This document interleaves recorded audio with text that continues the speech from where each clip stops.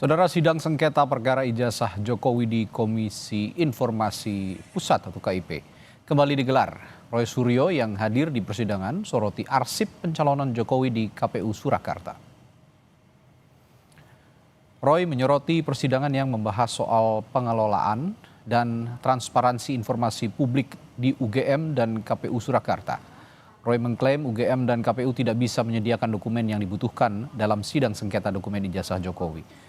Roy mengaku kehadirannya di sidang sengketa perkara ijazah Jokowi di Komisi Informasi Pusat sebagai bagian dari masyarakat.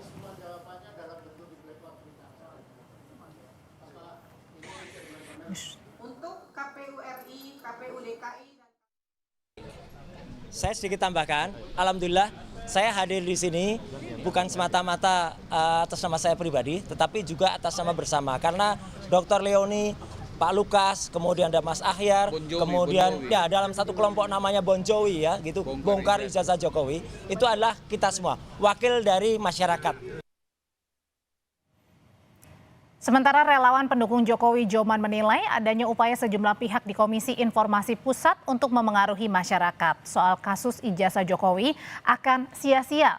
Menurut Joman, semua keputusan soal ijazah Jokowi akan ditentukan nanti di pengadilan.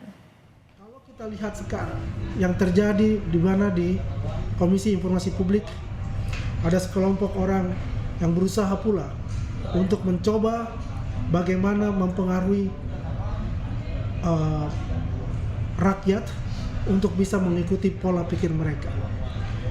Kita sebaiknya menunggu saja bagaimana perkembangan itu yang dijanjikan oleh pasukan teroris ini untuk melengkapi dengan saksi-saksi ahli mereka.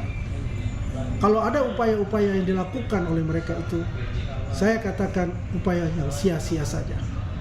Biar bagaimanapun semua keputusan itu nanti akan dilaksanakan di pengadilan.